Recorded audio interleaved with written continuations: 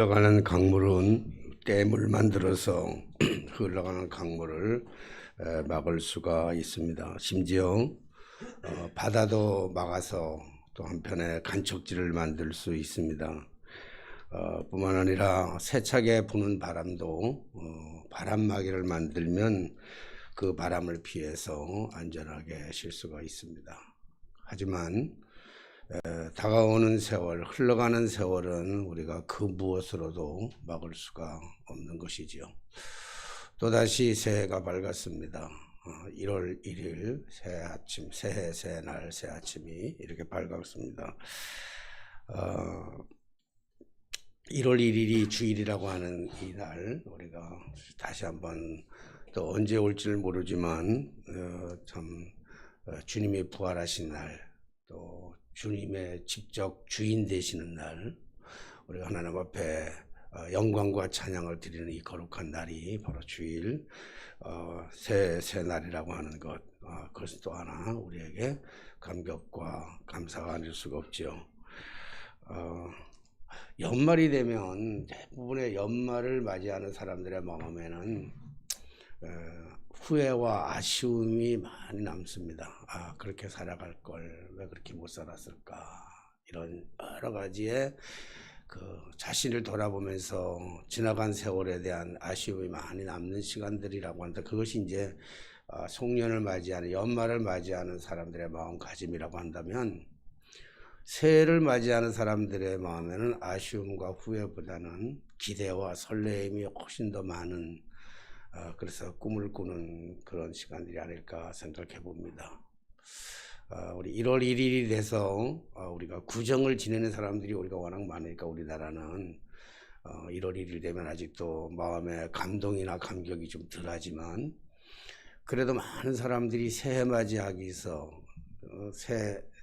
해맞이하기 위해서 지금 저 동해 바닷가 쪽에서는 수없이 많은 사람들이 모여 있고, 어젯밤에 종각에서 울리는 제아의 종소리를 듣기 위해서 추산한 인원이 약 한 10만 명 좀 모였다 그러니까 많은 사람들이 이 새해에 대한 기대를 가지고 있죠.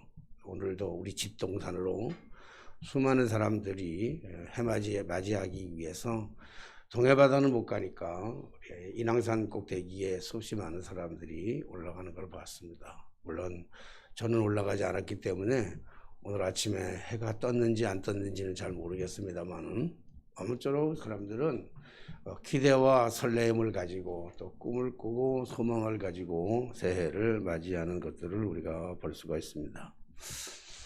그러나 우리가 맞이하는 이 새해 새날, 이 새 아침은 어제와 같은 오늘이 아니고 내일과 같은 오늘이 아니라 오늘 우리에게 있어서 정말 잊혀질 수 없는 그러한 추억의 시간, 경험의 시간, 은혜의 시간, 축복의 시간이 될 줄로 믿습니다.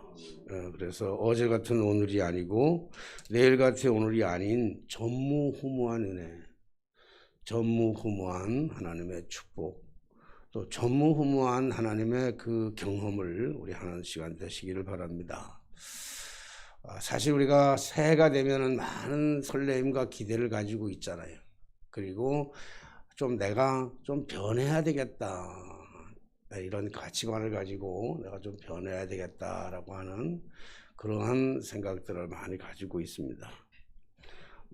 많은 시대 풍조 속에서 수없이 많은 사람들이 이런 마음을 다짐하고 신앙을 다짐하고 살아가지만 그렇게 쉽게 사람들이 잘 변하지를 않죠.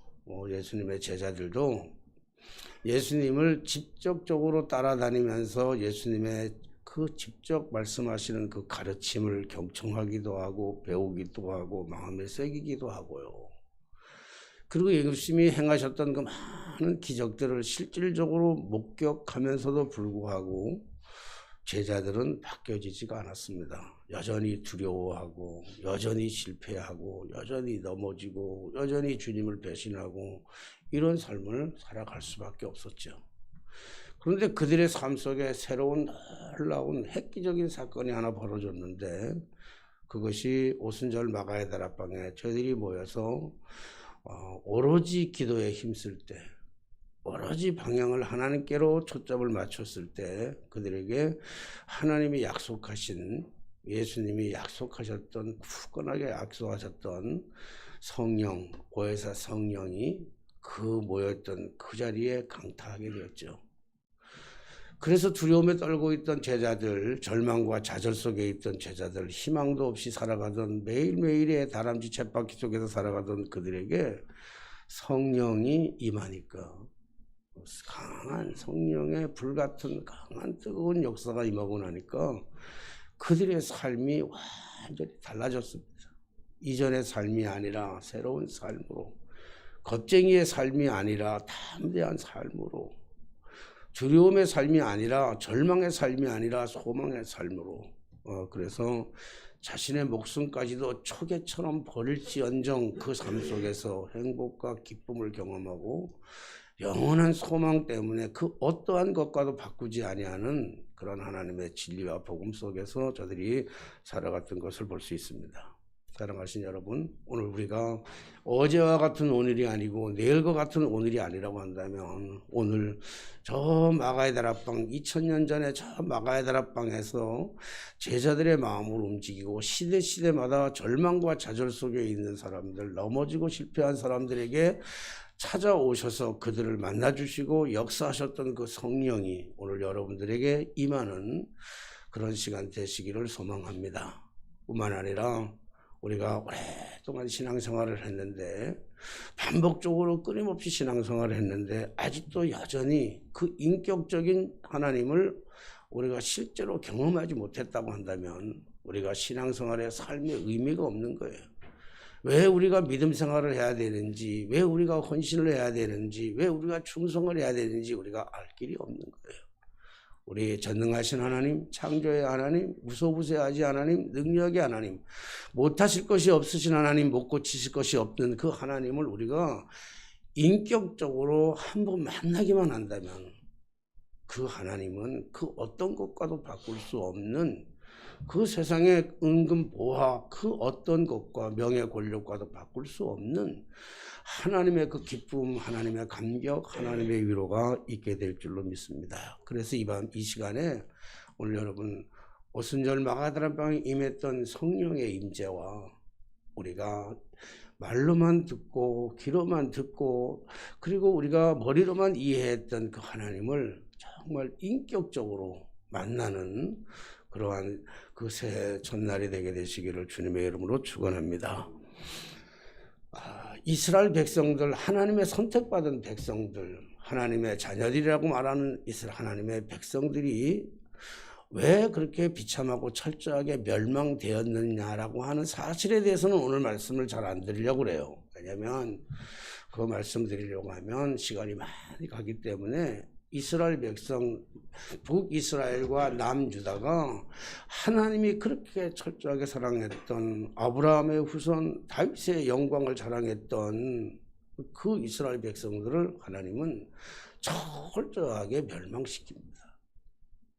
성전을 회파하고 멸망시키는데, 왜 이스라엘 백성들이, 하나님의 백성들이, 하나님의 선택받은 백성들이, 하나님이 사랑하는 그 백성들이 그들을 통해서 구원을 이루시려고 하는 하나님의 놀라운 그 계획 속에 있는 이스라엘 백성들이 왜 망했느냐라고 하는 사실에 대해서는 오늘 언급하지 않지만, 어쨌든 유다왕, 북이스라엘이 멸망하고 그리고 남유다, 예루살렘 중심으로 모였던 남유다 왕 여호야김이 다스린 지, 여호야김 18대 왕이 된 지 3년째 다된 해에 공교롭게도 블레셋 군대, 블레셋의 느부갓네살 왕이 블레셋의 모든 군대를 데리고 들어와서 예루살렘을 포위하게 되었고, 그래서 결국은 예루살렘까지, 북이스라엘이 멸망하고 나서 남유다까지도 철저하게 멸망을 당하게 되었습니다.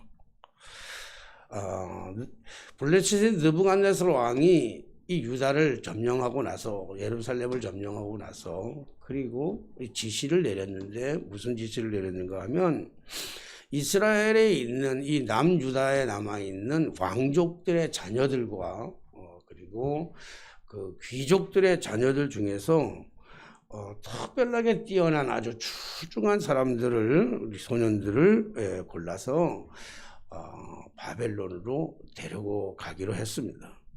이 출중한 사람들은 우리 성경의 말씀을 보는 것처럼 첫째는 흠이 없어야 되고, 그리고 용모도 아름다워야 돼요. 흠이 없을 뿐만 아니라 잘생겨야 된다라고 하는 말이죠. 그리고 거기에다가 모든 지혜와 지식에 통달해야 하며 학문에도 익숙한 자들. 그러니까 사실 본다고 한다면, 요즘 말로 본다면 부족함이 없는 완전한 금수저 같은 아이들이에요. 비록 나라는 멸망되었지만, 그러나 그가 속해 있는 족보는 뿌리는, 그러나 정말 좋은 왕족의 자녀로서 혹은 귀족들의 자녀로서 용모가 아름답고 흠이 없고 학문과 학식에 뛰어나는 모든 것을 갖춘 출중한 사람들을 블레셋으로 붙잡아 갑니다. 이때 붙잡혀간 그 소년들이 여럿이 있는데, 그 중에서도 우리가 잘 알고 있는 다니엘과 하냐냐와 미사엘과 아사랴, 이게 이제 원래 저들이 가지고 있는, 히브리 사람들이 가지고 있는 원래 이름인데, 성경에는 그들의 이름을 다니엘을 벨드사살이라고 하고, 하냐냐는 사드락이라고 하고, 미사엘은 메삭이라고 하고, 아사랴는 아벳느고라, 이름을 이제 명칭을 바꿔줬는데, 우리가 잘 알고 있듯이 벨드사살, 사드락, 메삭, 아벳느고는 블레셋 이름이에요. 블레셋 사람들이 지은 명칭인데, 우리가 훨씬 더 잘 알고 있는 것은 하냐냐냐 미사엘 아사랴라기보다는 그냥 사드락과 메삭과 아벳느고다, 이렇게 기억을 많이 하기 때문에 그렇게 세 사람이다, 다윗의 세 친구들이라 생각하면 됩니다. 왜 그 블레셋의 느부갓네살 왕이 왕족의 아들들 중에, 자녀들 중에서, 귀족의 자녀들 중에서 흠이 없고 학문이 뛰어나고 용모가 아름답고 이렇게 출중한 사람들을 왜 뽑아갔느냐라고 하는 것을 얘기한다고 한다면, 그들에게, 그 훌륭한 아이들에게, 머리 좋은 아이들에게, 언어의 습득을 빨리 하는 아이들에게 제일 중요한 거는 블레셋의 문화와 블레셋의 언어를 심어주기 위해서 그랬어요. 블레셋의 문화와 블레셋의 언어를 저희들에게 가르쳐주고 심어주려고 하는 그 이유와 배경에 있어서는, 물론 블레셋 사람들에게도 많은 영향을 끼칠 것이라고 하는, 그래서 완전히 블레셋화하는, 이스라엘의 정체성을 잃어버리게 하고 블레셋 사람이라고 하는 그 정체성을 가지고 살아가면서 블레셋 사람들에게 도움을 주고, 똑똑한 사람들이니까 특별히 이스라엘 사람들에게, 이스라엘에서 자라났던, 유대에서 자라났던 많은 젊은이들에게 이들을 통해서 블레셋의 문화와 블레셋의 언어를 가르쳐 주기 위함인데, 그 중에서도 가장 중요한 것은 뭐냐면 이스라엘의 정체성, 유다의 정체성, 유다의 문화, 유다의 그 언어를 폐쇄시키고, 그뿐만 아니라 그 속에 담겨져 있는 보이지 않는 가장 중요한 원인은 뭐냐면 이스라엘의 신앙을 말살시키려고 하는 정책이 그 속에 담겨져 있었던 것이죠. 사실 사람들에게 가장 무서운 것은요, 이게 얼이에요. 믿지 않는 사람들에게는 또 얼이라고 얘기하는 거고요, 우리 기독교인들에게 있어서는 그걸 신앙이라고 얘기하는 거예요. 여러분, 제가 여러 차례 얘기했지만 저 중국에 가가지고 중국 공산당 그 종교국장이라고 하는 게 서열이 두 번째더라고요. 서열이 거의 서기 들어가고 맞먹는 서열이야. 서기하고 종교국장이. 근데 그 종교국장이 얘기하는 게 뭐예요? 목사님, 우리한테 얘기하는 거예요. 그 사람은 예수 믿는 사람이 아니에요. 종교국장인데. 근데 중국에다가 교회를 하나 지려고 하는데 그렇게 허락을 안 해주니까, 제가 이제 농담 삼아서 얘기했어요. 아니, 대중국이라고 하는 이 거대한 나라에서 코딱지만한 교회 하나 세우는데 뭐 이렇게 신경을 많이 씁니까? 라고 얘기하니까 그 사람이 얘기해요. 직접 나한테 얘기하는 게, 목사님, 가장 무서운 것은 돈이 아닙니다. 가장 무서운 것은 권력이 아닙니다. 가장 무서운 것은 사상인데 사상 중에서도 가장 무서운 것이 신앙사상이 가장 무섭습니다는 거예요. 하나님에 대한 신앙사상이 가장 무섭습니다. 그 하나님에 대한 신앙은 땅바닥에 놓고 아스팔트를 30cm를 깎고 60cm를 깔아도 뚫고 나오는 게 그게 기독교 신앙입니다. 공산주의자들에게 가장 무서운 거는 뭐냐면 바로 이 기독교적 신앙, 하나님에 대한 신앙, 하나님에 대한 정체성이 그들에게는 가장 무서운 거예요. 지금 김정은이가 우리나라 폭탄을 만드는 걸 두려워하지 않아요. 폭탄 때문에 무서워하지 않고 돈이 적어서가 그들이 두려운 게 아니에요. 그들에게 가장 두려운 거는 한국의 이 청원학 신앙의 정체성을 가장 무서워한단 말이에요. 그래서 북한 아이들이 신앙으로 매료되는 걸 가장 무서워해요. 그래서 언론을 유튜브를 통해서 보내서 그 애들이 제일 무서워하는 게 그거잖아요. 폭탄보다도 더 훨씬 더 무서워하는 것이 언론이에요. 언론, 미디어. 요즘은 어제 잠깐 보니까, 뉴스를 잠깐 보니까 북한에서 젊은 아이들이 사형을 당했는데, 그리고 탄광에 끌려갔는데 이유가 뭐냐 그런다면 남한 말을 했다고. 그냥 단순히 남한 말을 하는 게 무서운 게 아니라 남한의 세뇌화가 되는 게 무섭고, 남한의 세뇌보다 더 무서운 것은 남한 사람들이 믿고 있는 그 하나님이 정말 무서운 거예요. 그러니까 블레셋 사람들이 이스라엘 사람들 가운데, 소년들 가운데 출중하게 뛰어난 이 사람들을 고르는데, 용모가 뛰어나고 흠이 없고 지략과 지혜가 뛰어나며 지혜와 지식이 뛰어나는 이러한 사람들을 붙잡아서 간 거는 그들에게 철저하게 블레셋의 문화 쇠뇌를 시키고 블레셋의 언어를 세계를 시킬 뿐만 아니라 이스라엘의 정체성, 그 이스라엘의 문화와 이스라엘의 신앙을 도말하기 위한 계획이 그 속에 담겨져 있는 것이지요. 그리고 그렇게 붙잡아간 이 다니엘과 사드락과 메삭과 아벳느고 이 네 친구들은 다른 사람들하고 다른 아이들, 그 많은 왕족의 아이들, 귀족의 아이들의 그 틈바귀 손에서 살게 되는데, 그들은 한간장에게 의해서 가르침을 받게 되고 한간장의 지시와 한간장의 보호를 따라서 그들이 교육을 받고 있는 거예요. 나이로 본다면 정확한 나이는 알 수 없지만 보통 그때 붙잡혀갔을 나이가 15살 정도가 되지 않았을까, 이렇게 얘기를 해요. 어쨌든 그런 젊은 시절, 어린 시절에 그 붙잡혀 가가지고 그들에서 왕궁에서 사는데, 그들은 왕궁에서 살면서 왕궁에서 왕이 제공하는 그러한 음식을, 그리고 고기와 포도주를 먹으면서 그렇게 살아가는 것이죠. 이건 다른 말로 얘기한다면 그들은 다른 사람들은 상상도 할 수 없는 그러한 특별한 차별화와 특별한 혜택을 받으면서 살아가는 것이죠. 저 배경 속에서 비록 포로로는 잡혀갔지만, 비록 자기들의 마음대로 할 수 없는 자유인은 아니었지만, 그래도 다른 사람들과는 차별하게 되었고, 다른 사람들하고 구별하게 되었고, 다른 사람들이 감히 상상도 할 수 없는 임금이 내려주는 하사품의 음식을 먹어가면서 그들이 생활할 수 있는 이러한 남다른 혜택을 받았는데, 오늘 성경의 말씀 우리가 주목해서 볼 것은 뭐냐면, 다니엘은 뜻을 정하여 왕의 음식과 그가 마시는 포도주로 자기를 더럽히지 아니하려고 하여 환관장에 구했다. 그러니까 왕이 하사하는, 왕이 내려주는 고기를 먹는 걸 거절하고 왕이 주는 포도주를 안 먹겠다고 거절하겠다라고 하는 이 마음을 굳건하게 먹었다, 이런 뜻입니다. 어떤 목표를 이루기 위해서 결단하는 것은 상당히 우리가 존경할 만한 일입니다.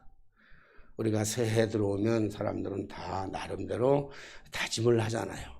결단을 하잖아요.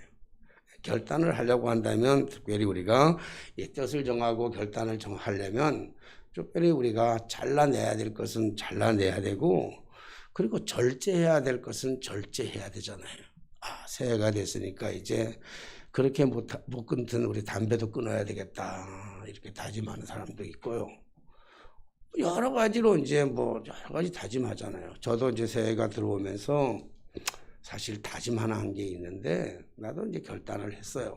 이게 우리가 알다시피 제가 말씀드렸지만 제가 탁구 하는 것을 그만뒀어요. 아, 목사님 뭐 그냥 뭐 작심삼일처럼 그런 게 아니고 탁구가 너무 재밌는 거예요. 탁구를 쳐보니까 너무 재밌어. 옛날 기술이 돌아오게 되고요. 그리고 게임 하니까 너무 재밌는 거예요.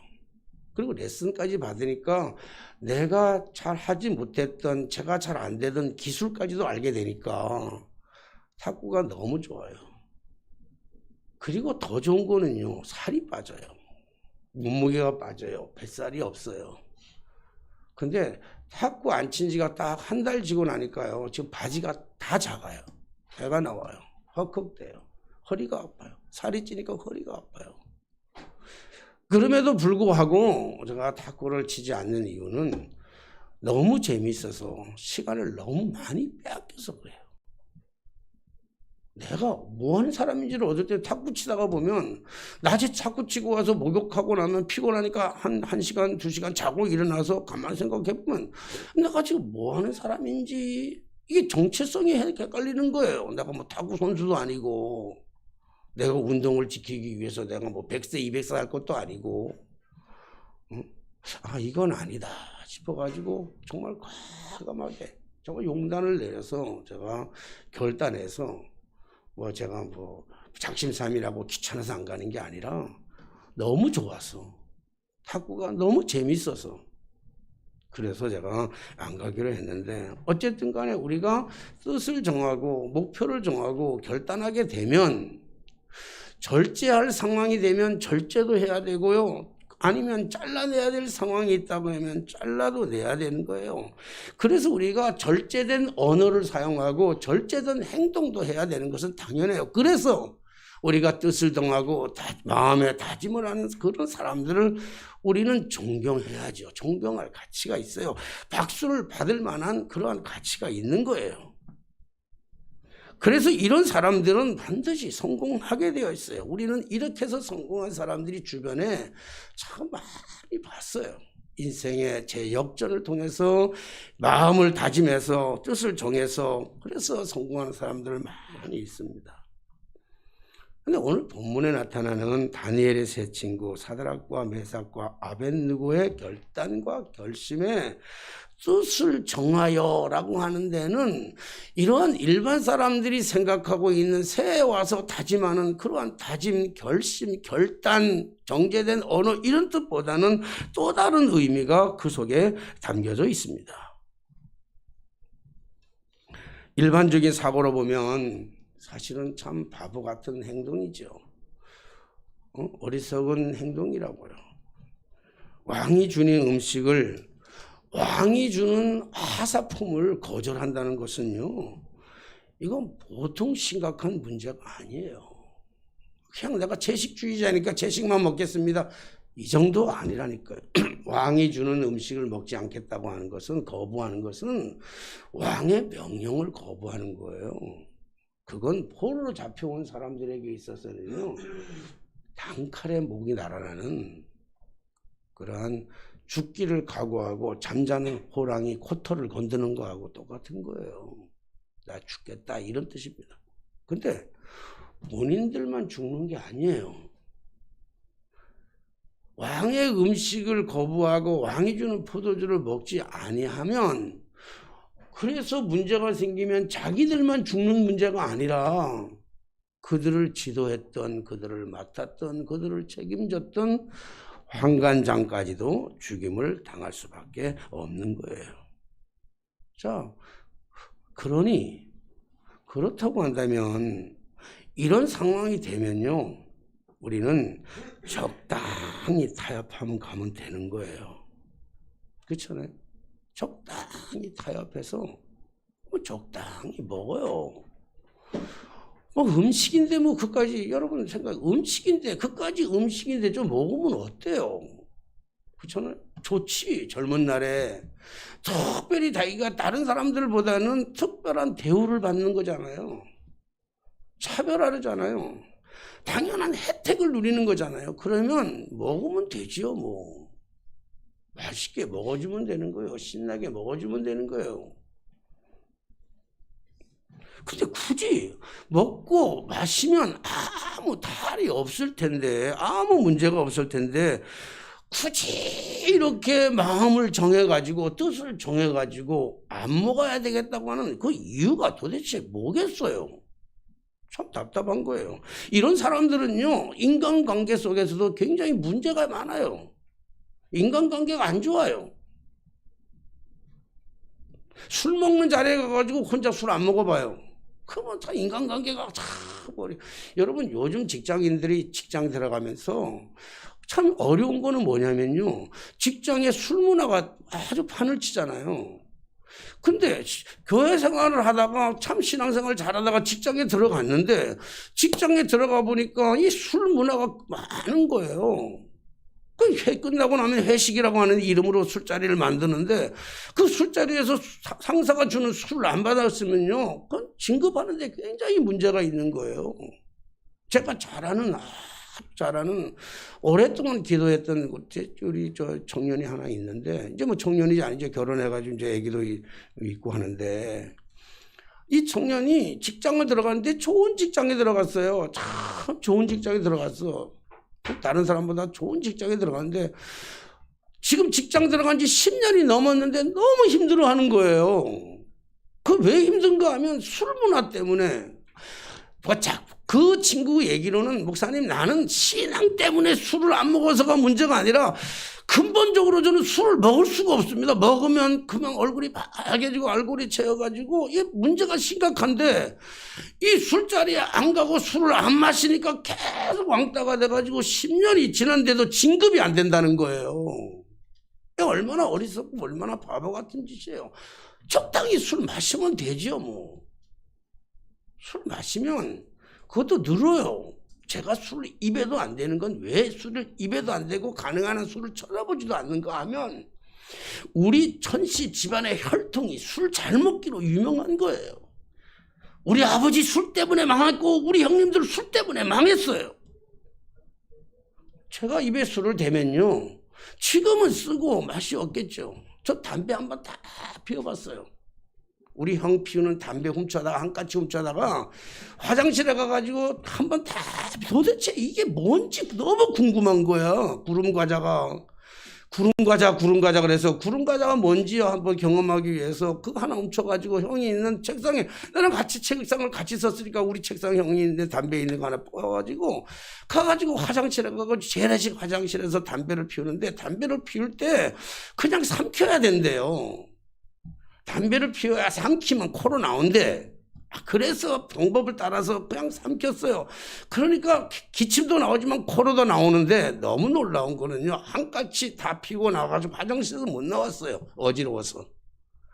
이게 담배구나. 근데요, 그래서 사람들한테 그다음부터는 담배는 입에도 안 됐어. 그랬더니 사람들이 그 단계를 넘으면 꼴초가 된대요. 그래요. 적당하게 먹으면 되죠, 뭐. 적당하게 타협하면 되죠. 뭐. 출세를 위해서, 성공을 위해서, 내 안위의 문제를 위해서는요. 적당하게 타협하면 돼요. 먹으면 돼요. 여러분 이게 지금 사드락과 메삭과 아벳느고와 다니엘에게 있어서는요. 인간관계를 막는 뿐만 아니라 저들은요 출세의 길을 철저하게 막는 그런 길입니다. 이런 사람들을 가리켜서 요즘 우리는 이런 사람들을 가리켜서 고집불통이라 그래요. 자기밖에 모르는 이기주의자라고 얘기합니다. 이런 사람들을 보고 독선이 있고 아집이 있고 그리고 고집이 센 사람이라고 얘기하기 때문에 이런 사람 곁에는 사람들이 잘 모이지가 않는 거예요. 적당하게 타협하면서 적당하게 눈 감으면서 적당하게 인정해 주면서 그냥 좋은 게 다 좋은 거라고 생각하는 거예요. 근데 오늘 이렇게 살아가면 성공도 빠르고 출세도 빠르고 인기도 좋아지는데 여러분 지금 다니엘과 세 친구에게 주어진 것은요 독약이 아니에요. 다른 사람들이 가질 수 없는 놀라운 혜택이에요. 은혜예요. 영광이에요. 축복이에요. 기회예요. 성공할 수 있는 최고의 기회라고요. 다른 사람들은 상상조차도 할 수 없는 어쩌면 일생일대에 있어서 최고의 기회일 수 있습니다. 어쩌면 한 번밖에 안 오는 최고의 기회를 이렇게 허무하게 버릴 건가요? 기회가 오면 잡아야죠. 출세의 기회가 오면 잡아야죠.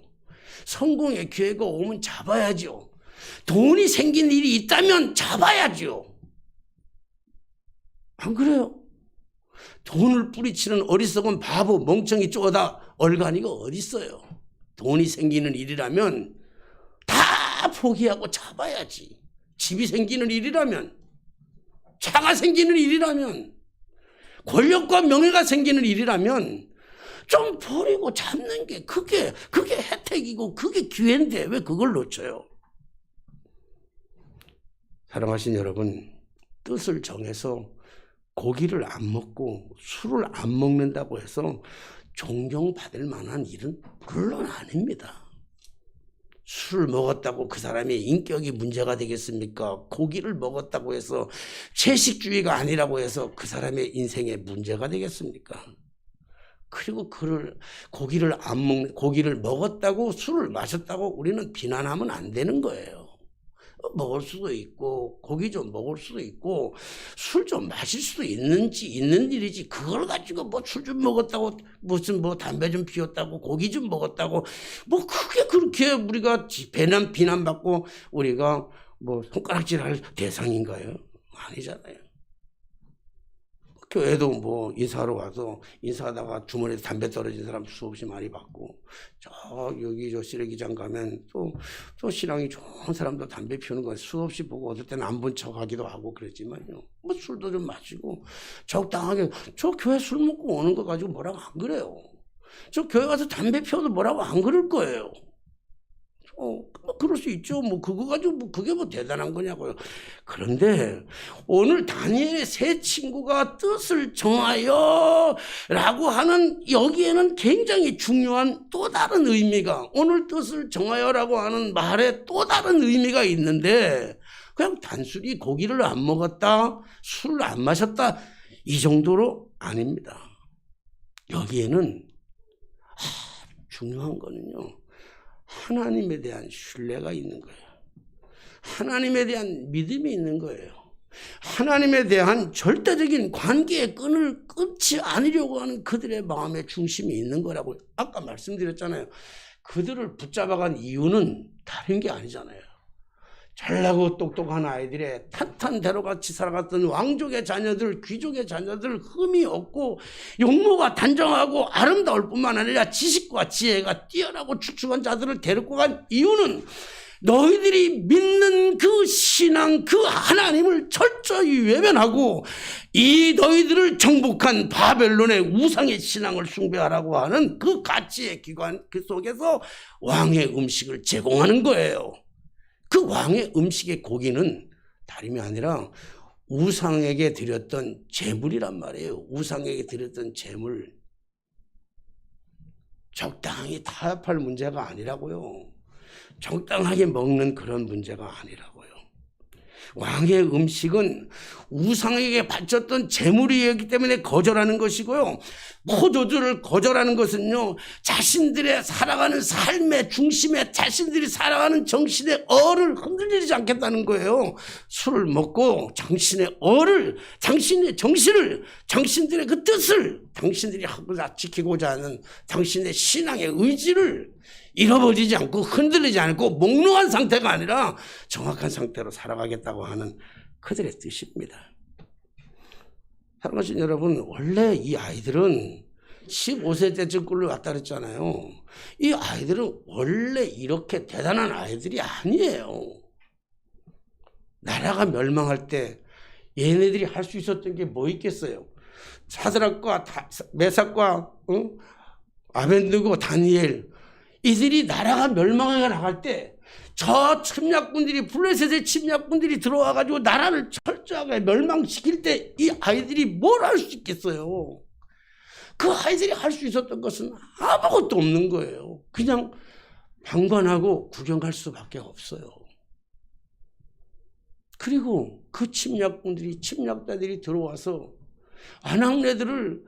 젊은 아낙네들의 옷을 벗기고 젊은 아낙네들을 겁탈하고는 그 현장을 바라보면서 이 아이들이 할 수 있는 게 뭐 있겠어요? 아무것도 할 수 없는 거예요. 부끄러운 역사 속에서 이 아이들이 할 수 있는 건 아무것도 할 수 없었던 아이들이에요. 그리고 더 가슴 아픈 거는요, 성전이 회파가 당하고 성전이 다 불타고 성전이 다 부서지고 성전 안에 있던 하나님의 그 거룩한 기물들이 그 침략자들에 의해서, 침략군들에 의해서 다 탈취당하고 빼앗겨 나가는 것을 바라보면서도 이 아이들이 할 수 있었던 것은 아무것도 없었어요. 아무 힘도 없었고. 그러나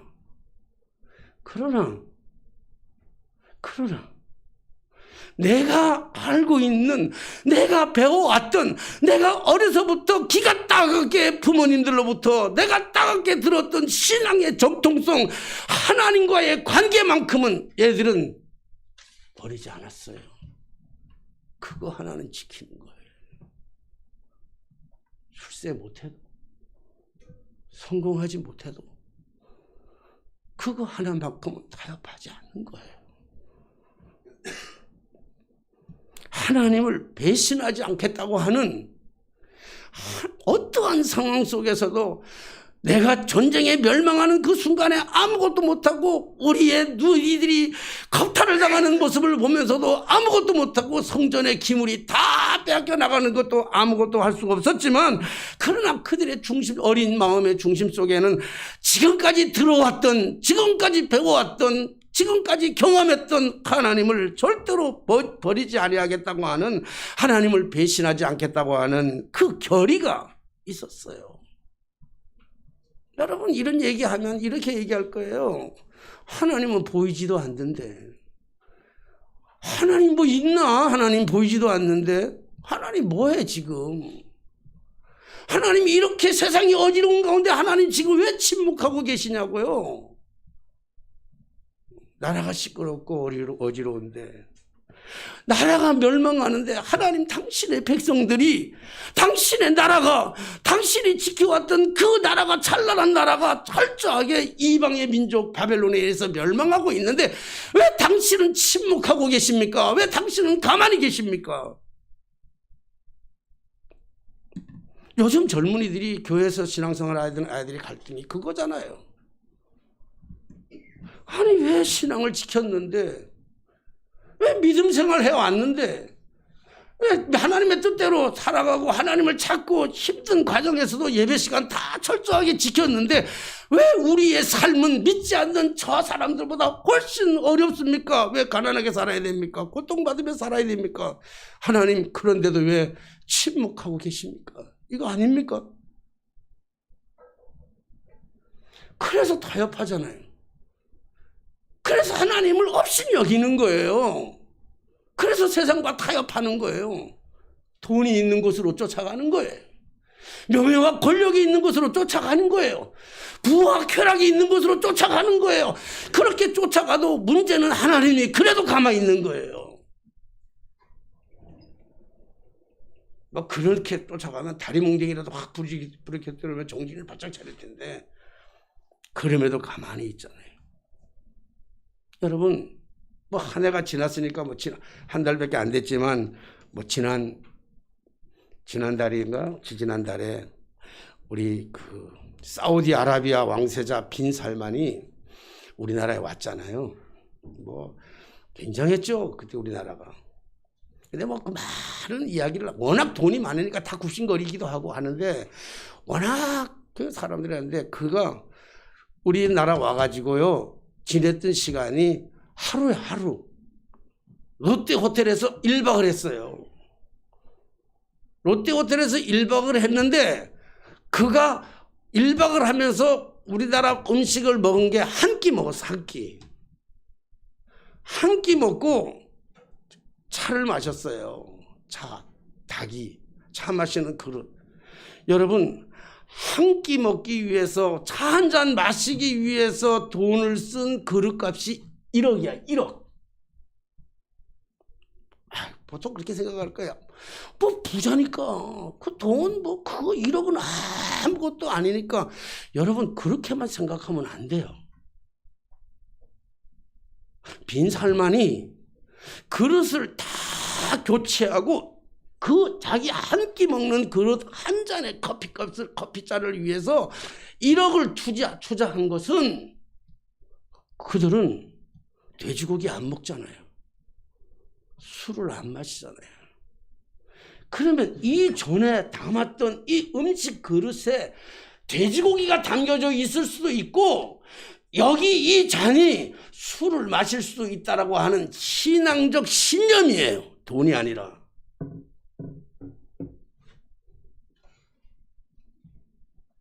그들의 신앙적 신념이라고 빈살만이 가지고 있는 신앙적 신앙, 그거를 존경하자는 얘기가 아니에요.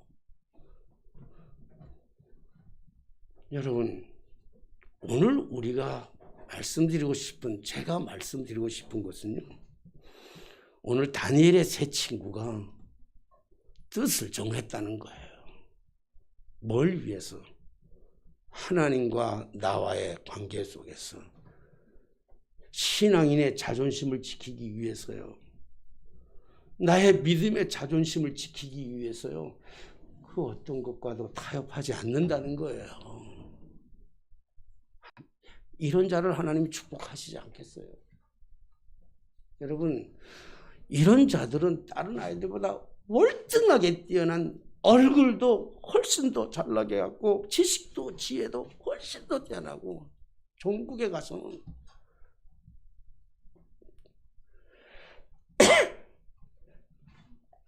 물론 두려운 일입니다. 결단하기 어려운 일입니다. 물론 늦을 수 있습니다. 다른 사람보다 훨씬 늦게 갈 수도 있습니다. 다른 사람보다 훨씬 고통받을 수도 있습니다. 그러나 사랑하시는 성도 여러분, 우리는 믿음을 지키기 위해서 뭘 걸 수 있겠습니까? 사랑하는 성도 여러분, 우리의 신앙을 지키기 위해서 여러분들은 뭘 걸겠습니까? 하나님 앞에서 내가 뭘 걸겠어요? 뜻을 정하여. 오늘 여기에 뜻을 정하여라고 하는 말에 또 다른 의미가 있다고 한다면 그것은 목적이 있는 삶을 살아가겠다는 거예요. 목표를 이루기 위한 삶이 아니라 목적이 있는 삶을 살아가는, 내가 살아가야 할 삶의 이유가 뭐예요? 네? 사랑하는 성도 여러분, 오늘 우리가 살아가야 될 삶의 이유가 뭐예요? 개, 돼지, 짐승처럼 배불리 먹고 마시는 겁니까? 그것만 있으면 땡큐고 만사가 행복입니까? 그럴 수는 없잖아요.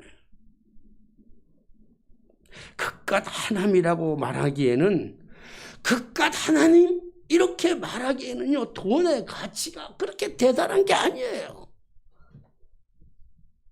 돈은 중요하지요. 돈은 필요하지요. 돈의 가치가 대단하지요. 그러나 돈의 가치 때문에 하나님의 가치를 업신여기거나 그깟 하나님이라고 말하기에는 그 하나님이 너무 위대하고 너무 커요.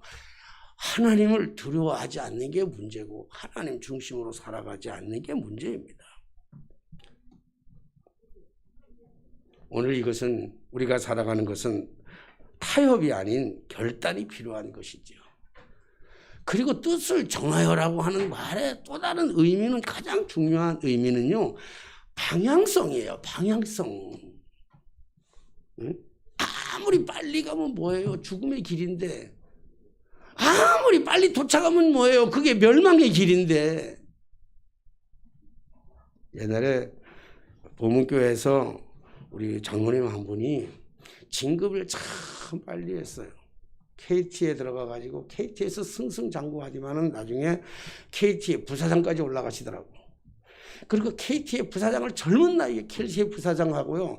그리고 나서 KT를 그만두고 이동통신, 우리나라 처음 이동통신 생길 때 이동통신 사장으로 가시더라고.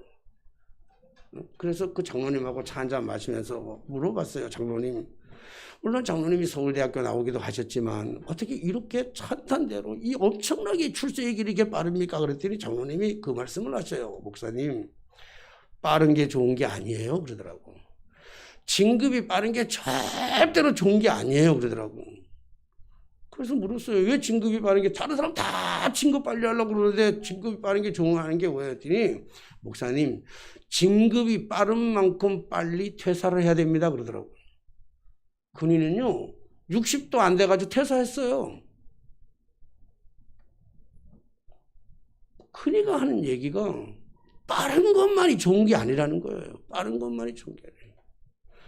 교육부에 가서 교육부 교육부에 대단한 사람들하고 직장인들하고 만나서 얘기하면요, 그들이 나한테 제일 부러워하는 게 있어. 다른 건 안 부러운데 딱 하나 부러운 게 있어. 딱 하나. 왜, 뭐가 부럽냐면요, 은퇴가 목사님은 70살에 하잖아요. 그래더라고요. 지네가 은퇴 70살에 안 하는 게 그게 싫은 거예요. 그래요.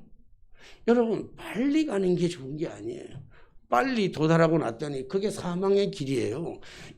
남들보다 일찍 도달하고 났더니 그게 멸망의 길이라고요. 그래서 빨리 가는 것보다 훨씬 더 중요한 거는 방향성이에요. 방향성. 어디를 향해서 가느냐는 거예요. 어디를 향해서. 어디에 방향을 두고 가는 거냐니까요. 오늘 뜻을 정하여, 사드락과 메삭과 아벳느고가 뜻을 정하여라고 하는 이 말의 또 다른 의미는 방향성을 정하는데, 그 방향성이 세상의 부귀와 영화와 혜택이 아닌 하나님이라는 거예요. 하나님. 하나님을 변질하고 싶은 마음이 없는 거예요. 그랬더니 우리 다니엘이 받은 축복을 어떻게 이 시간에 다 열거하겠습니까? 바벨론, 세계를 지배하던 바벨론의 그 나라, 심지어 그 왕들이 다니엘의 앞에 와서 무릎을 조아리고 엎드려 절하면서 하나님을 높여드리고 찬양하는 거예요. 이게 신앙의 자존심이라는 거예요. 이게 신앙의 자존감이라는 거예요. 우리는 예수 믿으면서 영광을 구하고 축복을 구하고 성공을 구하고 출세를 구하는 이러한 삶을 살아가긴 하면서도 중심이 방향이 하나님과 전혀 다른 삶으로, 전혀 다른 것과 타협하며 살아가려고 하는 그 마음의 가짐이 너무 많은 거예요. 사랑하신 여러분, 결단은 타협이 아닙니다. 새해 우리가 다시 한번, 오늘 새롭게 출발하고 시작하는 이 날, 우리 다시 한번 뜻을 정하는데, 이 뜻을 정하는 게 이성과 합리가 아닌 신앙과 믿음의 관점에서, 하나님의 관점에서, 성공과 출세의 관점이 아닌 하나님의 관점에서 우리가 결단하고 뜻을 정하고, 때로는 어렵고 때로는 왕따당하고 때로는 힘들어도 하나님이 우리에게 주신 이 허락하신, 절대로 우리를 버리지 아니하시겠다고 하는 임마누엘의 하나님의 그 약속을 굳게 붙잡고, 흘러가는 시대처럼, 흘러가는 그 물처럼 그냥 맡겨서 아무렇게나 가는 것이 아니라, 때로는 거슬려 가면서도 하나님의 영광을 위해서 정말 쓰임받는 이 시대, 하나님, 다 고만고만한 사람들, 다 시대의 풍조 속에서 입술로는 하나님을 말하면서도 살아가는 삶의 모습과 행동이 다 고만고만한 사람들 속에서도 좀 더 특출나게 튀어나서 생활이 좀 어렵지만, 또 사람들에게 좀 왕따를 당하지만, 사람들에게 조금 외면을 당하지만, 그래도 고집스럽게 아집스럽게 이것만큼은, 다른 거는 다 양보하고 다른 것들은 다 타협해도 좋지만 하나님과 나와의 신앙적 관계만큼은 절대로 그 어떤 것과도 타협하지 않는 뜻을 정하여 살아가는 믿음의 성도들이,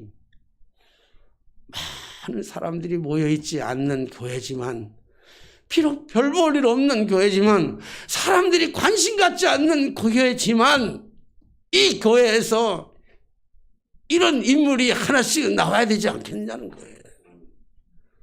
오늘 우리 하나님의 그 거룩한 메시지가 다니엘과 사드락과 메삭과 아벳느고와 함께 하셨던 그 하나님의 그 거룩한 역사가 오늘 2024년 새해를 맞이하는 우리 파고다 교회 위에 우리 그런 인물들이 나오게 되는 축복의 역사가 꼭 있어지게 되시기를 주님의 이름으로 축원합니다.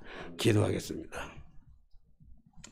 만왕의 왕이 되시고 만주의 주가 되셔서 주님은 우리를 한 번도 버린 적이 없고 외면한 적이 없고 항상 우리와 함께 하셨는데 때때로 우리의 삶의 모습을 돌아보면서 우리의 뜻대로 되지 아니했다고, 우리의 마음대로 되지 아니했다고, 우리의 꿈이 이루어지지 아니했다고 해서 우리보다 믿지 않는 다른 사람들이 아무렇게나 행동하는 사람들이 나보다 훨씬 더 앞서간다고 해서 때로는 절망하고 좌절하고 하나님을 불평하고 하나님을 없이 여기고 그렇게 살아왔던 우리의 삶의 모습을 반성하고 돌이킵니다.